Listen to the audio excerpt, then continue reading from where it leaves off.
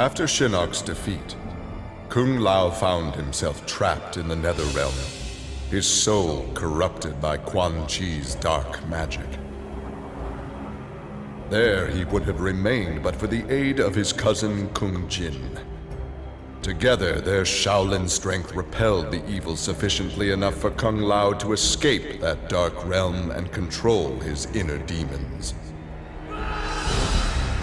Compromised but not lost, Kung Lao now exists as an agent of vengeance.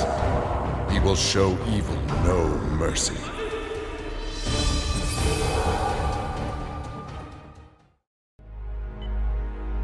After Shinnok's fall, the hospitalized Johnny Cage asked Jax to fill in as leader of his squad. Jax agreed. It was a chance to spend time with and protect Jacqui.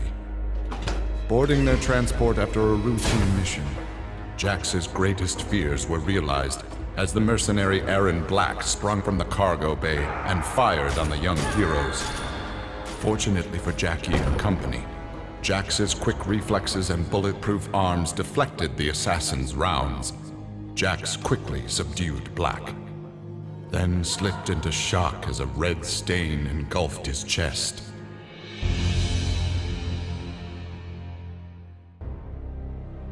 Exhausted by her ordeals, Sonya slipped into a deep sleep and began to dream. Kano held Jax and Cassie hostage. He made Sonya choose who would live and who would die. Seeing no way to free them both, she chose Cassie and screamed as Kano killed Jax before her eyes. Still screaming, she was awoken by Johnny. He had horrific news. Jax was dead by an assassin's bullet.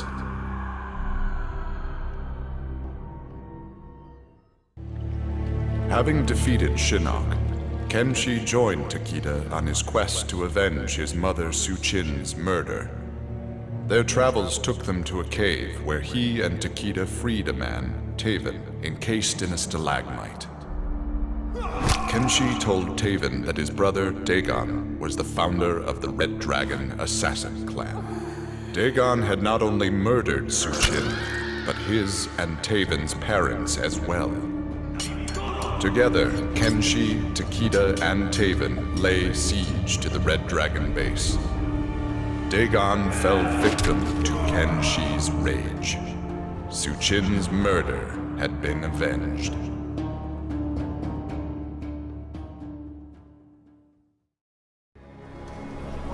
Kitana found herself walking the streets of a magnificent, shining city. This was Edenia, a realm freed from Outworld, and Kitana was its beautiful queen. This was the timeline unaltered by Raiden. Earthrealm had been destroyed by Shao Kahn, but Kitana had survived Armageddon and united the other realms to destroy him. Long-lasting peace was the result. Kitana awoke from this vision to find herself in the Netherrealm. She was not the queen of Edenia, but a revenant of hell, and she hated Raiden for it.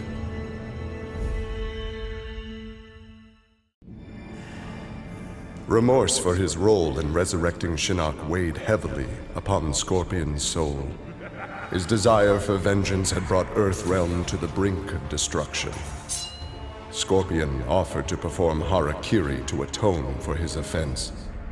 But Raiden suggested a more productive alternative. Instead of death, Raiden sentenced Scorpion to life. He imbued Scorpion with a small portion of the Jinsei's power, linking him to Earthrealm's essence. Scorpion and his Shirai Ryu clan would protect the Jinsei and Earthrealm forever. Grandmaster Sub-Zero knew his Lin Kuei clan would need more than martial arts to stave off future threats to Earthrealm.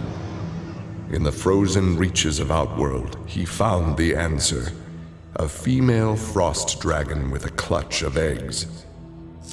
With his ability to freeze, Sub-Zero hatched the Dragonlings. They accepted their Lin Kuei masters and their training as combat mounts. With a force of dragon riders, the Lin Kuei's ferocity became legend. None dared risk conflict with Earthrealm.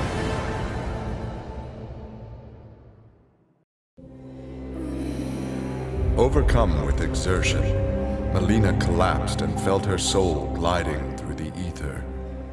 She awoke in an incubation chamber.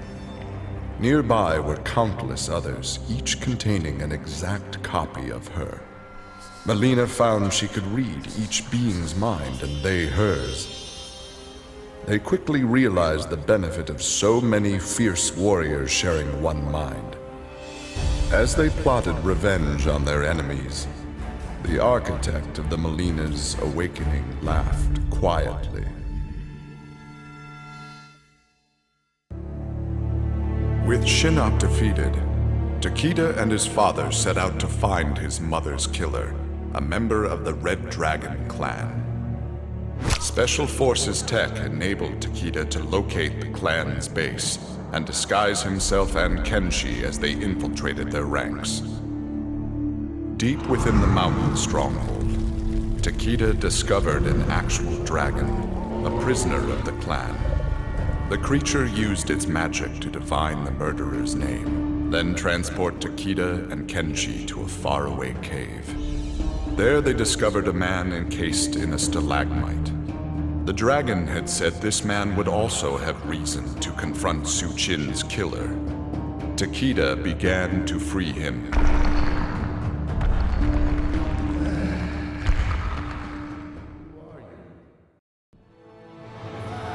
Cassie Cage's impressive victory over Shinnok led Raiden to give her a new important task: hunting down a soul stealer.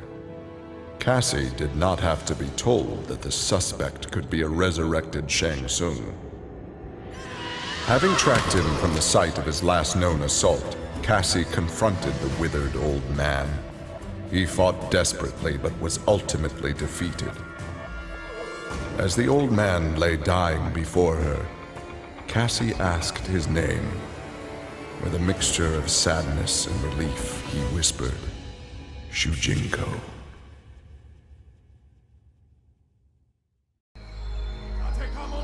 After his incursion into Earthrealm, Kotal Kahn had become a prime target of Special Forces surveillance. Jacqui Briggs was assigned to monitor his activity. Jacqui followed Kotal Kahn to an equatorial jungle, where he entered a hidden pyramid. Inside, he retrieved a glowing crystal skull. Jacqui attacked the Emperor and raced away with the object. Jacqui was praised for her work, but couldn't help thinking her interference was what Kotal Kahn had wanted all along.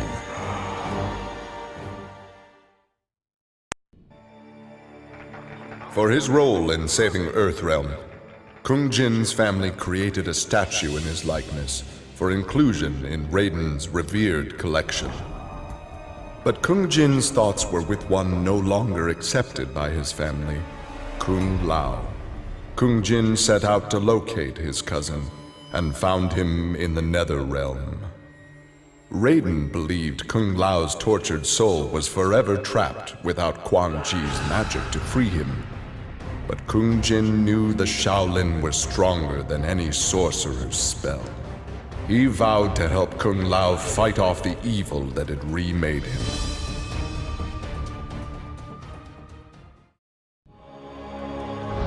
Earthrealm belonged to Shinnok.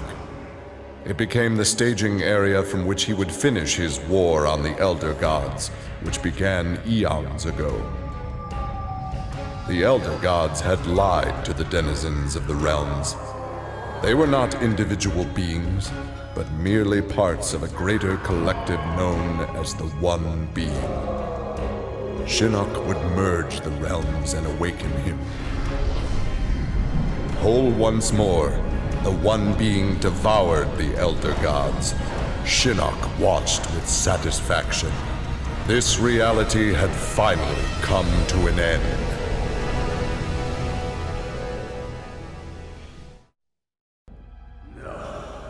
Kano had always been a survivor, but even he would one day succumb to fate. His ideals of ruthless terror would die with him, unless he could pass on his methods to a new generation. Combat, weapons, high-tech sabotage, torture, all would be part of the curriculum. But before his students could learn his techniques, Kano would beat the weakness out of them. They would understand, or die trying. Kano's first pupil? His own son. Class was now in session. Johnny Cage's life had turned out to be stranger than any science fiction film, but he knew the final scene was approaching. With Raiden's direction, Johnny was able to sail to Shang Tsung's abandoned island fortress, where his adventure had begun, to contemplate his future. Amid the rubble, Johnny found an ancient tome. Its pages revealed that Shang Tsung had unraveled the secret to Edenian long life. Johnny Cage's retirement would have to wait.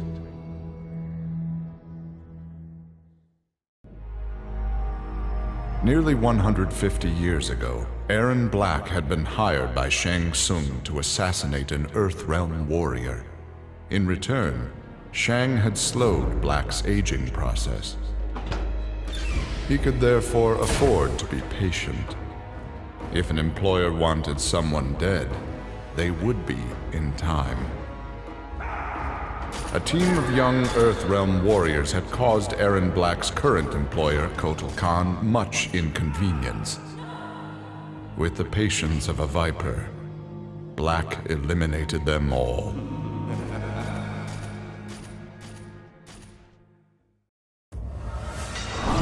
With Shinnok defeated, Liu Kang explored the Netherrealm, a world that, without Shinnok's controlling power, had descended into chaos.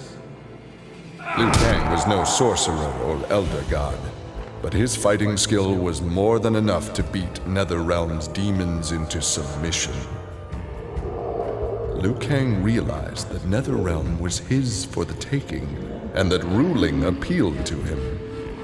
He would assume Shinnok's throne and ponder the conquering of other realms.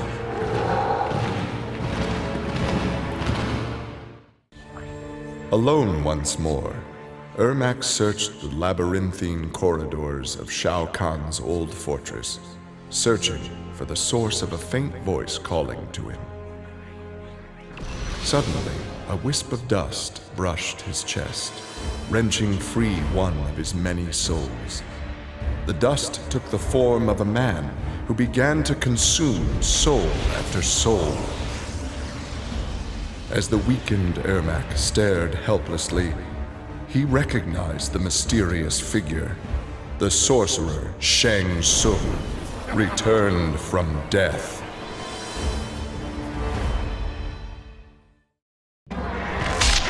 Kotal Kahn returned to Outworld determined to rebuild his forces. But Raiden defeated him in a surprise attack and claimed dominion over Outworld. Desperate, the Emperor called upon the Elder Gods to aid in preserving his sovereignty. They granted his request, invoking the most sacred of contests. Now, once every decade, Kotal Kahn must enlist his greatest defenders to face Raiden's challengers in mortal combat.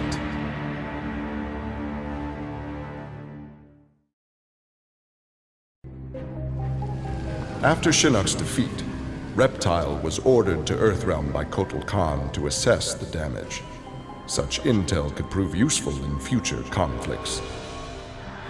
Stumbling upon a collapsed cavern, exposed during the crisis, Reptile was shocked to see raptors emerging from within. Unlike the rest of his race, these raptors had never left Earthrealm for the doomed realm of Zaterra, and thus had remained safe and hidden. Alone no more, Reptile vowed to remain with his rediscovered people and reclaim their Earthrealm homeland.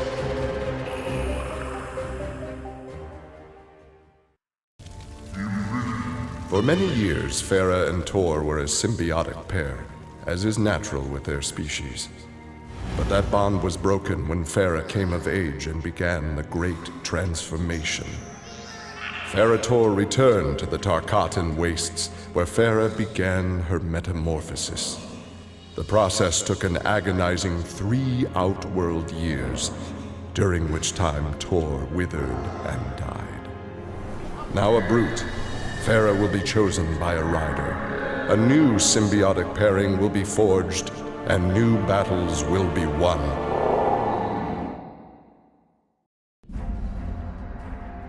Devora's ultimate plan was not to destroy Shinnok, but to enslave him. She implanted larvae, her young, in his body to gestate. Having consumed the godlike power of their immortal host, Devora's offspring were unlike any Chitin ever born. As they matured, they spread like locusts throughout the realms. Her army of Chitin super drones brought glory to Devora, their beloved queen, and destruction to all.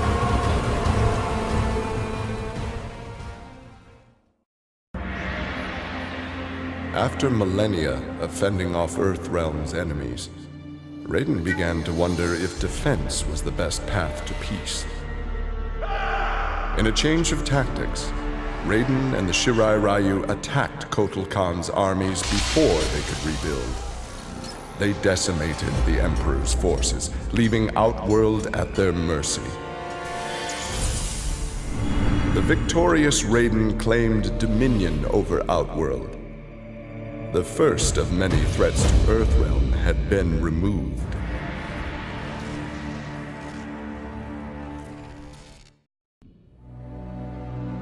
Quan Chi had long been a servant of Shinnok. His role in freeing him from imprisonment had not gone unnoticed by the Elder Gods. Shinnok was no longer a threat, but Quan Chi's actions had given rise to a new power. After much deliberation, the Elder Gods contrived a plan to rebalance this power before it grew further. Free will was burned from Quan Chi's soul and replaced with a single directive. He must kill Raiden.